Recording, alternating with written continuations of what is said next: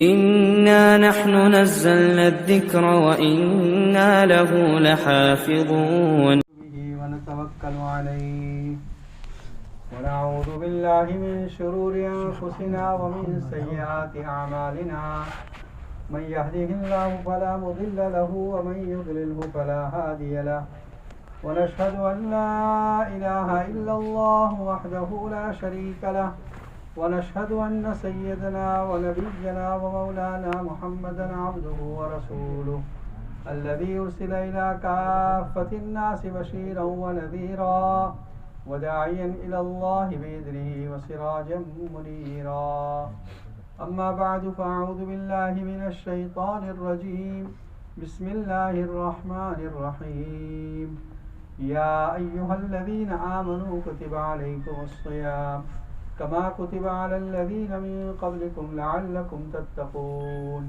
وقال النبي صلى الله عليه وسلم من صام رمضان إيمانا واحتسابا غفر له ما تقدم من ذنبه صدق الله العظيم وصدق رسوله النبي الكريم ونحن على ذلك لمن الشاهدين والشاكرين والحمد لله رب العالمین۔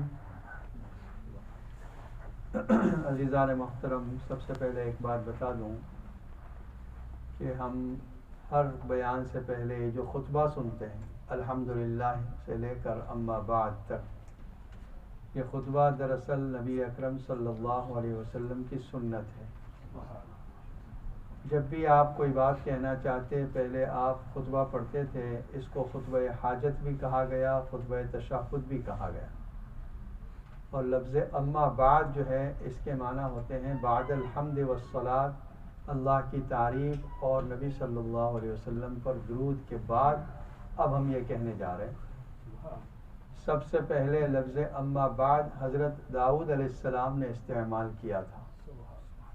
حمد و صلات کے بعد جو آیت پڑھی ہے، یہ آیت آج رمضان مبارک کے متعلق گفتگو کرنے کے لیے میں نے چنی ہے۔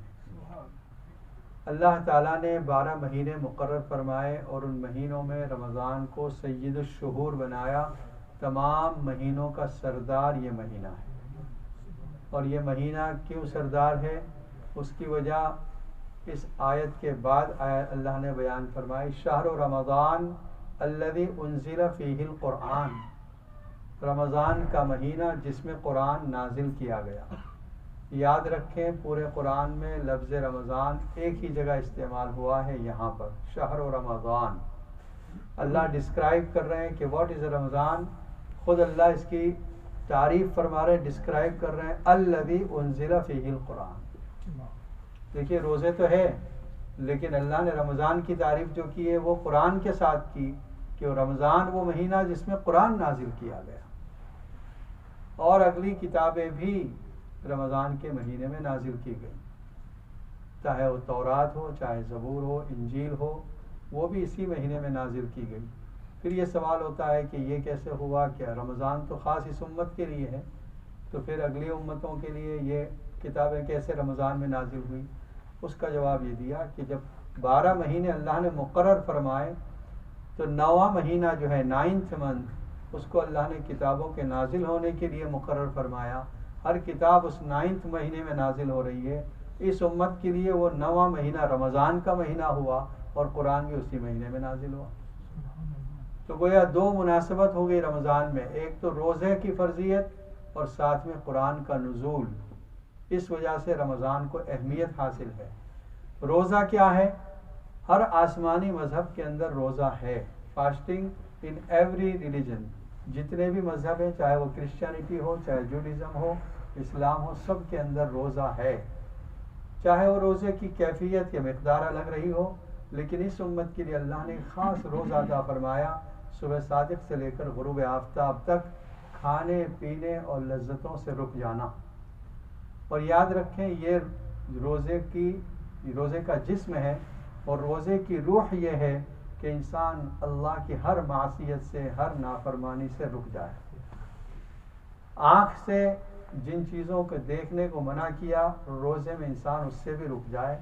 زبان سے جن چیزوں کے بولنے سے منع کیا، روزے میں ان چیزوں سے بھی رک جائے۔ کان سے جن چیزوں کے سننے سے منع کیا روزے میں ان چیزوں سے بھی رک جائے. پورے جسم کا اس کا روزہ، اس کے تمام اعضاء کا روزہ، بلکہ دل میں بھی گناہوں کے خیالات نہ لائے. یہ ہے دراصل روزے کی روح. ورنہ جو لوگ روزہ تو رکھ لیتے ہیں، زبان کے گناہوں میں پڑے ہوئے ہیں، آنکھوں کے کانوں کے گناہوں میں پڑے ہوئے ہیں. حدیث میں ان کا تذکرہ موجود ہے، رب صائم لیس لہم الا الجوع. بہت سے روزے دار ایسے ہیں جن کو بھوکا پیاسا رہنے کے سوا کچھ حاصل نہ ہوا، یعنی ثواب نہ ملا، بھوکا پیاسا رہ گیا. حدیث میں نبی اکرم صلی اللہ علیہ وسلم نے روزے کی فضیلت ارشاد فرمائی، من صام رمضان ایمانا واحتسابا غفر له ما تقدم من ذنبه. جس شخص نے روزہ رکھا ایمان کے ساتھ اور ثواب کی امید کے ساتھ، اللہ تعالیٰ اس کے پچھلے تمام گناہوں کو معاف فرما دے گا. اور فرمایا روزہ کیا ہے؟ روزہ شیلڈ کے برابر ہے. جس طرح دشمن کے اٹیک سے بچنے کے لیے انسان شیلڈ کا، ڈھال کا استعمال کرتا ہے، ٹھیک اسی طرح رمضان میں روزہ رکھ لو. شیطان کے جو اٹیکس ہوتے ہیں آپ پر، اللہ تعالیٰ آپ روزہ اس کی وجہ سے وہ شیلڈ کا کام دے گا، شیطان آپ پر حملہ نہیں کر سکے. اور اس حدیث کا لفظ ہے ما لم یخرقھا، جب تک اس کو پھاڑ نہ ڈالے. صحابہ کرام نے پوچھ لیا کن چیزوں سے یہ شیلڈ پھٹ جائے گی؟ فرمایا بالذنوب، گناہوں کی وجہ سے. تو روزے کا مقصد یہ ہے جو قرآن نے ذکر کیا، لعلکم تتقون، تاکہ تم میں تقوی پیدا ہو جائے. ایک بات اور بھی نوٹ کر لیں، نماز کا ذکر قرآن میں بار بار ہے، زکوٰۃ کا ذکر بار بار ہے، لیکن رمضان اور روزہ ایک ہی جگہ اللہ نے بیان کر فرمائے ہیں، اور وہ سورہ بقرہ کی آیتیں ہیں جس میں اللہ نے ایک ہی آیت میں فرضیت بھی بیان کی، تاریخ بھی بیان کی روزے کی کہ ہسٹری کیا ہے روزے کی، اور مقصد کیا ہے، what's the purpose of fasting. یہ تینوں چیزیں ایک آیت میں بیان کی ہے. یا ایھا الذین آمنوا کتب علیکم الصیام، اے ایمان والو تم پر روزہ فرض کیا گیا، کما کتب علی الذین من قبلکم لعلکم تتقون، جس طرح تم سے پہلی امتوں پر روزہ فرض کیا گیا تاکہ تم پرہیزگار بن جاؤ، تاکہ تم تقوی والے بن جاؤ، اللہ کا خوف تمہارے دلوں میں پیدا ہو جائے. دیکھیے جب کوئی مشکل کام ہوتا ہے تو ہم اپنے تعلق کا اظہار کر کے کہتے ہیں بیٹا یہ کام کر لیں. جب بیٹا سوچتا ہے ابو جان نے بیٹا کہا ہے تو ضرور یہ کام کرنا چاہیے.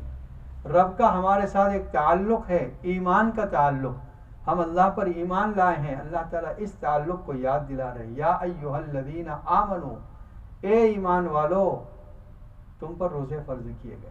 اگر تم پر مشقت ہے، کوئی تکلیف ہے، تو یاد رکھنا تم اکیلے نہیں اس تکلیف کے اٹھانے میں، تم سے پہلے امتوں نے بھی روزہ رکھا ہے. اور پھر روزے کا مقصد کتنا اعلیٰ ہے کہ تقوی پیدا ہو جائے، پرہیزگاری آ جائے. تقوی کسے کہتے ہیں؟ اس کی بہترین تعریف حضرت عمر رضی اللہ تعالیٰ عنہ نے کعب احبار سے پوچھا تو فرمایا کہ اس کی مثال یوں سمجھ رہے ہیں کہ جیسے ایک ایسے راستے پہ گزر رہے ہیں، دونوں طرف کانٹے دار جھاڑیاں ہیں، آپ اپنے کپڑوں کو بچاتے ہوئے گزر جاتے ہیں کہ کہیں کوئی کانٹا آپ کے کپڑوں پر نہ لگ جائے. ٹھیک اسی طرح دنیا میں اس طرح آپ کو زندگی گزارنی ہے کہ گناہوں سے اپنے آپ کو بچاتے ہوئے نکل جانا ہے. یہ ہے تقوی، ہر کام میں تقوی، ہر موڑ پر تقوی. رمضان کے روزوں کے ساتھ ساتھ جو قرآن کا تعلق ہے رمضان میں، اس کا تقاضا یہ ہے کہ ہم قرآن کی تلاوت زیادہ کریں. کم سے کم جو منیمم جو حق ہے قرآن کا وہ یہ ہے کہ 11 مہینوں میں ایک مرتبہ پورا قرآن پڑھا جائے، اور باقی رمضان کے اندر ایک قرآن ضرور پڑھا جائے.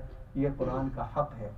اور اگر زیادہ اللہ موقع دیں اور زیادہ پڑھیں. بہت سے لوگوں کو یہ شکایت یہ ہوتی ہے ہمارے پاس ٹائم نہیں ملتا.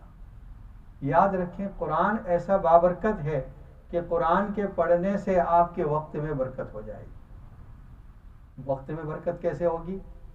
جیسے ایک آدمی کی انکم ہوتی ہے 500 پاؤنڈ مہینے کے، اللہ اس میں برکت دے دیتا ہے تو وہ تمام کام جو اس کو ایک مہینے میں ہونے چاہیے تھے، جو اس کے تقاضے ہوتے ہیں وہ 500 میں پورے ہو گئے. اس کا مطلب اس کو برکت ہو گئی. ٹھیک اسی طرح اگر آپ روزانہ 8 گھنٹے کام کرتے ہیں، مصروف رہتے ہیں، اگر آپ نے 20 منٹ قرآن کی تلاوت کے لیے وقف کر دیا کہ میں 20 منٹ قرآن کی تلاوت کروں گا، تو جو کام آپ 8 گھنٹے میں کرتے تھے 8 آورز میں، وہی کام آپ 7 آورز 40 منٹس میں پورا کر لیں گے. یعنی وہ وقت آپ کے لیے انف ہو جائے گا جو قرآن کی تلاوت کے بعد آپ کے پاس بچا ہے. اور اگر آپ اس کو بڑھا دیں، آدھا گھنٹہ کر دیں، 1 گھنٹہ کر دیں، اگر آپ نے 1 آور روزانہ تلاوت کی ہے تو 7 آورز میں اللہ تعالیٰ آپ کے وہی کام کر دے گا جو 8 آورز میں ہوتے ہیں. یہ برکت ہے. اور حدیث میں کیا ہے؟ رمضان کے اندر ہر کام کا اجر و ثواب اللہ تعالیٰ بڑھا دیتے ہیں. من جاء بالحسنۃ فلہ 10 امثالها. یہ عام اصول ہے کہ ہر نیکی 10 گنا اللہ اس کا ثواب دیتے ہیں، ٹائمز 10. اور جب رمضان آتا ہے تو 70 ٹائمز مور. اس کا مطلب 700 ٹائمز بڑھ گیا ثواب. اب آپ ایک لفظ کی تلاوت کر رہے ہیں، ایک حرف کی تلاوت کر رہے ہیں. الف لام میم میں 3 حرف ہیں، 700 ٹائمز 3 is 2100. صرف الف لام میم کے اوپر آپ کو 2100 نیکیاں مل گئی. یہ رمضان کا اجر و ثواب. آپ اگر پورے ایک پارے کی تلاوت کریں، آپ ایک پارے کے اندر کتنے ملینز اور بلینز نیکیاں کما لیں گے. تو یہ مت سمجھ لیجئے کہ رمضان نیکیوں کی کمانے کا مہینہ ہے. یہ نیکیاں اسٹاک کرنے کا مہینہ ہے اللہ کے اکاؤنٹ میں. اللہ کی آخرت میں ہمارے اکاؤنٹ میں جمع ہوتی رہے گی. دوسرا ایک کام جو ہم عام طور پر کرتے ہیں وہ ہے زکوٰۃ کی ادائیگی. زکوٰۃ ویسے ہر اس شخص پر جو صاحب نصاب ہے، جب سے وہ مالدار ہوا ہے سال ختم ہونے پر فرض ہو جاتی ہے، چاہے محرم میں مالدار ہوا چاہے رجب میں. لیکن عام طور پر ہم رمضان میں زکوٰۃ دیتے ہیں اس لیے کہ لوگ چاہتے ہیں کہ زیادہ ثواب ملے. تو ایک بات اس میں پہلے یہ نوٹ کریں کہ رمضان کی ایک تاریخ بھی طے کر لیں کہ اس تاریخ میں مجھے اپنے مال کا حساب کرنا ہے. جیسے 5 رمضان یا 1 رمضان یا 10 رمضان، جو بھی ایک طے کر لیں. آپ ہر سال اس تاریخ پر زکوٰۃ ادا کریں، یعنی کم سے کم کاؤنٹ کر لیں آپ. فرق کیا ہوگا؟ لاسٹ ایئر کسی نے 5 رمضان کو زکوٰۃ دی تھی، اس کے پاس 10,000 پاؤنڈ تھے، اس نے زکوٰۃ دے دی. اس سال آن دا سیم ڈے 5th رمضان اس کے پاس 15,000 پاؤنڈ ہے، لیکن اس نے کوئی توجہ نہیں کی. ایک ہفتے کے بعد 10 رمضان کو یا 12 رمضان کو اس نے کاؤنٹ کیا تو اب اس کے پاس 8,000 پاؤنڈ رہ گئے. وہ خرچہ ہو گئے، جو یہ پیریڈ گیا اس میں خرچہ ہو گئے. اب اس پر زکوٰۃ فرض ہوئی تھی 15,000 کی اور یہ دے رہا ہے 8,000 کی. یہ اپنے خیال میں یہ سمجھ رہا ہے کہ میں نے پوری زکوٰۃ دی، حالانکہ اس نے زکوٰۃ آدھی دی ہے، 15 کے بجائے 8 کی زکوٰۃ دی. اگر اس اماؤنٹ کو آپ بڑا کر دیں، جو بزنس مین ہیں اگر وہ اس میں غفلت برتتے ہیں، لاکھوں کا فرق پڑ جائے گا. تو آپ نے 1 ملین کی زکوٰۃ دینی تھی، اس کے بجائے آپ نے 5 لاکھ کی زکوٰۃ دی، آدھا ہو گیا. اس لیے ایک تاریخ متعین کریں. کس مال پر زکوٰۃ ہے؟ سونے چاندی پر زکوٰۃ ہے. عورتوں کے پاس جو زیورات رہتے ہیں اس پر زکوٰۃ ہے. اسی طرح شیئر سرٹیفکیٹ جو ہوتے ہیں اس کی کرنٹ ویلیو پر زکوٰۃ ہے. اگر آپ نے بینک میں کچھ جمع رکھا ہوا ہے اس پر زکوٰۃ ہے. کسی کو آپ نے کچھ قرضہ دیا ہوا ہے تو اس پر بھی آپ زکوٰۃ دیں گے، کیونکہ وہ تو مقروض ہے، وہ زکوٰۃ نہیں دے گا، آپ زکوٰۃ دیں گے اپنے مال کی. اسی طرح اگر آپ نے کمیٹی ڈالی ہوئی ہے، ہر مہینے کے 100 پاؤنڈ یا 200 پاؤنڈ جمع کر رہے ہیں، اب تک جتنا آپ نے جمع کر دیا ہے اس پر بھی آپ کو زکوٰۃ دینی پڑے، کیونکہ وہ بینک کی طرح ہے. اور اگر آپ کا نمبر جلدی آ گیا، آپ نے پہلے لے لیا ہے، تو پھر وہ یہ ہوگا کہ جتنا آپ نے جمع کیا وہ تو آپ کا ہے، جو آپ نے ایکسٹرا لے لیا ہے وہ آپ پر قرضہ ہے. جیسے آپ نے 100 پاؤنڈ کے حساب سے 5 مہینے تک جمع کیے، 500 پاؤنڈ ہوئے، اور آپ کی 5,000 کی کمیٹی نکل آئی، اس 5ویں مہینے میں 5,000 کی کمیٹی نکل آئی، تو اس کا مطلب یہ ہوا کہ 500 تو آپ کے ہیں، 4,500 آپ پر قرضہ ہے. یہ اس کی زکوٰۃ آپ پر لازم نہیں ہے، لیکن وہ 500 کی زکوٰۃ لازم ہے. اور اگر اس کا الٹا کریں، آپ نے 4,000 پاؤنڈ اب تک جمع کر دیے ہیں، ابھی تک آپ کا نمبر نہیں لگا ہے اور رمضان آ گیا، آپ کا سال ختم ہوا زکوٰۃ کا، تو اس 4,000 پاؤنڈ کی زکوٰۃ آپ دیں گے، کیونکہ آپ کے پیسے وہاں جمع ہے کمیٹی میں، کسی وقت بھی آ جائیں گے وہ. تو یہ بینک کی طرح جمع کیے ہوئے ہیں، اس پر بھی زکوٰۃ لازم ہے. کوئی ایسی چیز جس کو آپ نے بیچنے کے لیے خریدی ہے، چاہے مکان ہو چاہے کوئی پلاٹ ہے، تو اس کی کرنٹ ویلیو پر زکوٰۃ ہوگی. لیکن اگر رینٹ پر دینے کے لیے خریدا ہے مکان، تو پھر اس مکان کی ویلیو پر نہیں ہوگی. جو آمدنی آ رہی ہے، رینٹ آ رہا ہے، اس کو آپ کی انکم میں شامل کر دیں گے.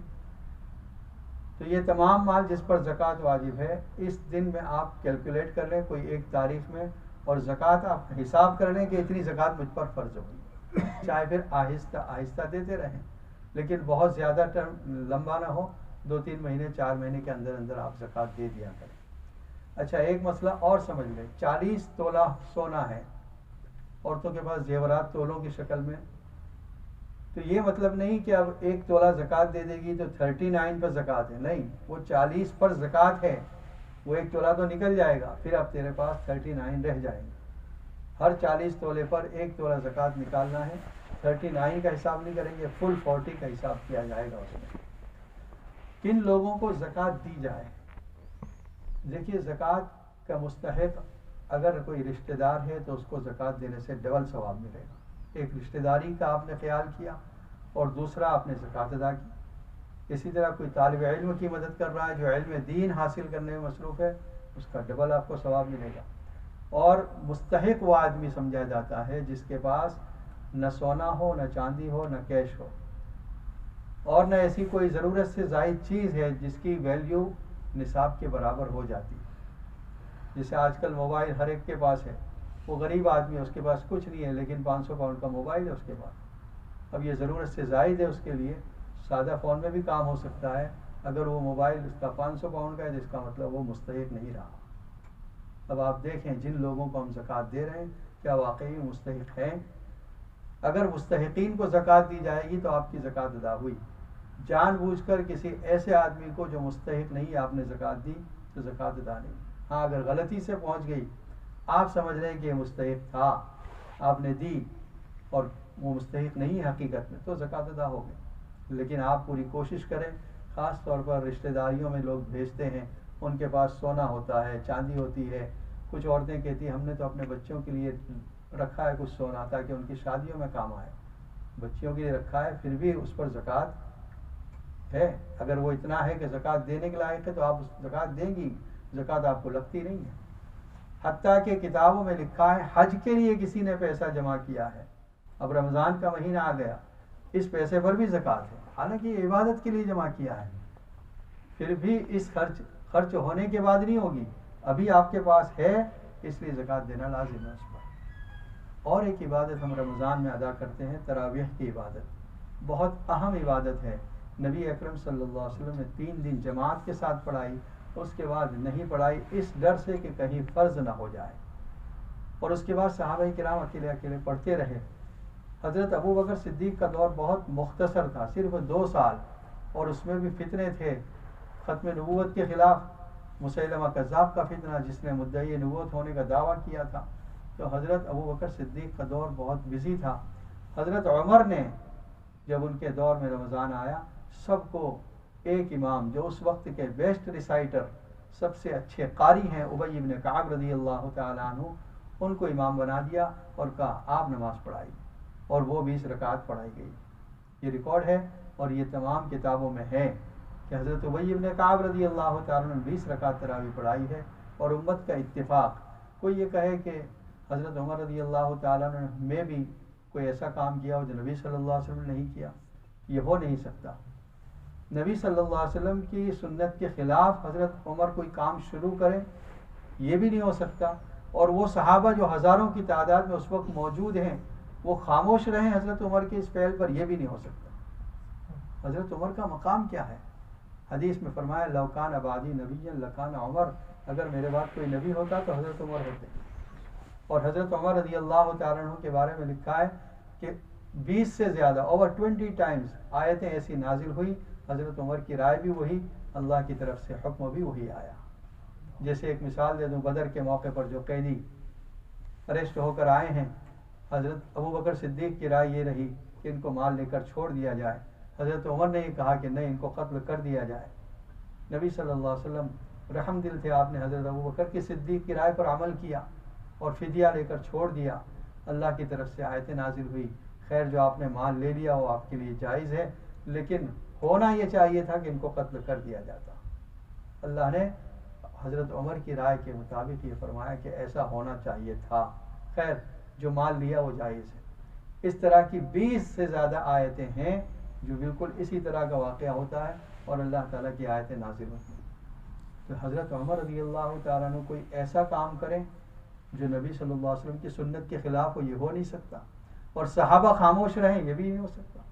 عبداللہ بن عمر رضی اللہ تعالیٰ عنہ ایک حدیث بیان کر رہے ہیں کہ جس میں نبی صلی اللہ علیہ وسلم کا ارشاد نقل فرمایا کہ اپنی عورتوں کو مسجد میں جانے سے روکو، مسجد میں جانے سے نہ مت روکو۔ حضرت عبداللہ بن عمر کے بیٹے نے کہا کیا ہم نہیں روکیں گے، یا ہم تو روکیں گے؟ اس کے بالکل خلاف کہا، لا تمنعوا اماء اللہ، مت روکو، حدیث تھی تو کہا ہم تو روکیں گے اس لیے کہ فتنے کا زمانہ ہے۔ عبداللہ بن عمر رضی اللہ تعالیٰ عنہ کو ایسا غصہ آیا کہ اس سے ڈانٹا بھی، اور اس کے بعد اس سلسلے میں اس سے کوئی بات نہیں کی۔ دیکھیے ایک لفظ کی مخالفت گوارا نہیں تھی ان کو، تو یہ کیسے ہو سکتا ہے کہ سنت کی مخالفت برداشت کر لیتے وہ لوگ؟ اس لیے 20 رکعت تراویح، اور پھر آسان حساب ہے۔ اللہ نے رمضان کے مہینے میں عبادت کا مہینہ ہے، ایک شیڈیول دیا ہے، دن میں روزہ پورا دن بزی ہے آپ کا، صبح صادق سے لے کر غروب آفتاب تک۔ اب رات شروع ہوئی، رات میں بھی ایک عبادت کا شیڈیول دے دیا، مغرب کی نماز ایک عبادت، اس کے بعد آپ عشاء کی نماز پڑھ رہے ہیں یہ عبادت، تراویح عبادت، تہجد عبادت، سحری عبادت، رات بھی عبادت میں گزرے، اس کے لیے اللہ تعالیٰ نے ایک آسان حساب، فجر سے لے کر وتر تک جو 20 رکعت ہم پڑھتے ہیں اس 20 رکعت کو ایڈیشنل کر دیا، رمضان میں 20 رکعت ایکسٹرا پڑھ، فجر کی 2 رکعت، ظہر کی 4، عصر کی 4، یہ رکعتیں آپ شمار کریں تو 20 ہوتی، بس یہ 20 رکعت ایڈ کر دی گئی ایکسٹرا۔ قرآن مجید میں اگر روزانہ ہر رکعت میں، تراویح کی پہلی رکعت سے ہر رکعت میں ایک رکوع پڑھتے رہیں تو روزانہ 20 رکوع پڑھیں گے، اور 20 رکوع کی تلاوت روزانہ کریں گے، 27 نائٹ کو قرآن ختم ہو جائے گا۔ 20 ٹائمز 27 is 540، قرآن میں 540 رکوع ہے۔ بہت سمپل حساب ہے کہ ہر رکعت میں ایک رکوع پڑھا جائے اور روزانہ 20 رکعت پڑھی جائے، 27ویں کو قرآن ہو جائے گا ختم، جو ہر جگہ معمول ہے 27 کو قرآن ختم کرنے کا۔ اس کا مطلب یہ ہے کہ قرآن کا ختم بھی اسی وقت آسان ہوگا جب 20 رکعت آپ پڑھیں۔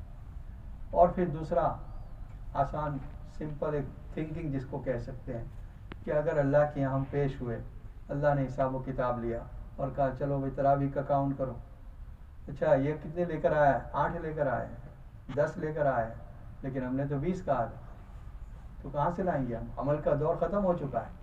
اور اگر 20 لے کر حاضر ہوا ہے بندہ تو اللہ تعالیٰ کہیں گے اچھا ہم نے تو 8 کہا تھا، 20 لے کر آئے، چلو ایکسٹرا میں ڈال دو، 10 لے کر 10 تھے ہم نے کہا تھا چلو 20، تو ایکسٹرا ہوگا، یہ ہمارے لیے فائدہ ہے۔ اور اگر کم لے کر جائیں گے وہ عمل کی جگہ نہیں، وہاں تو بدلے کی جگہ ہے۔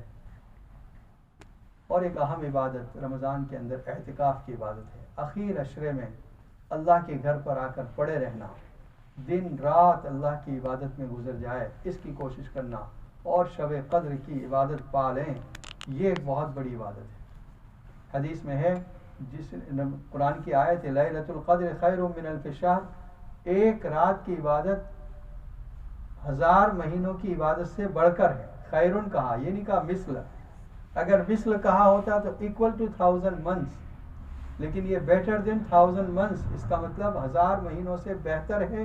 کتنا بہتر ہے یہ اللہ جانے۔ عربی جاننے والے جانتے ہیں، مولانا بھی آپ کے یہاں موجود ہیں، الف کا لفظ جو ہے، الف عربی زبان میں گنتی کے لیے ہائیسٹ لفظ ہے، بس 1 سے شروع ہوتا ہے، 1 2 20، اس کے بعد ٹینز ہے 30 40 50 100 ایک لفظ ہے 100 کے لیے، اس کے بعد ہائیسٹ لفظ ہے الف۔ زیادہ ہو تو پھر اس کے اعتبار سے کہ 10,000 100,000 تو کہیں گے 100,000، وہی الف کی جمع ہوتی رہے گی، لیکن نمبر کے لفظ کے اعتبار سے الف آخری لفظ ہے۔ قرآن نے یہ آخری لفظ استعمال کر لیا کہ اس سے بھی بہتر ہے، اس لیے اللہ جانے کتنا بہتر ہے۔ اور پھر رمضان کا جو 1 × 20 کا جو حساب ہے، اللہ تعالیٰ کی رحمتیں بے پایا ہیں، اس لیے اس رمضان کو کوشش کریں کہ عبادت میں خرچ ہو، خاص طور پر قرآن کی تلاوت اور افطار کے وقت کی دعا، اور راتوں کی عبادت، خاص طور پر تراویح کی عبادت، اور اگر اللہ موقع دے تو 4-8 رکعت تہجد کی نماز پڑھ لیا کریں۔ حضرت عائشہ رضی اللہ تعالیٰ فرماتی ہے، نبی صلی اللہ علیہ وسلم کا جو معمول تھا، رمضان میں بھی یہ معمول جاری رہتا تھا، گھر میں آ کر آپ تہجد کی نماز پڑھتے تھے، فی رمضان و فی غیرہ، وہ جو روایت جس سے 8 رکعت والے دلیل پکڑتے ہیں، حضرت عائشہ کی روایت یہی روایت سے کہتے ہیں 11 رکعت آپ روزانہ پڑھتے تھے، 8 رکعت تہجد کی اور 3 رکعت وتر کی. رمضان میں بھی یہ تہجد کا معمول جاری رہتا تھا. اس لیے رمضان مبارک میں حق تعالیٰ کی رحمتیں اور برکتیں لوٹنے کا وقت ہے. اللہ تعالیٰ سے دعا ہے اللہ تعالیٰ ہمیں صحت و عافیت کے ساتھ رمضان کی قدردانی نصیب فرمائے اور ہماری عبادتوں کو دعاؤں کو قبول فرمائے. اللہم صلی علی سیدنا ربنا آتنا فی الدنیا حسنہ وفی الآخرۃ حسنہ ربنا اغفر لنا ذنوبنا واسرافنا فی امرنا وثبت اقدامنا وانصرنا. اللہم انا نسألک العفو والعافیہ والمعافاة الدائمہ فی الدین. اللہم انا نعوذ بک من البرص والجنون والجذام وسیء الاسقام. اللہم وفقنا لما تحبہ وترضى واجعل آخرتنا خیرا من الاولى. سبحان ربک رب العزة عما یصفون وسلام علی المرسلین.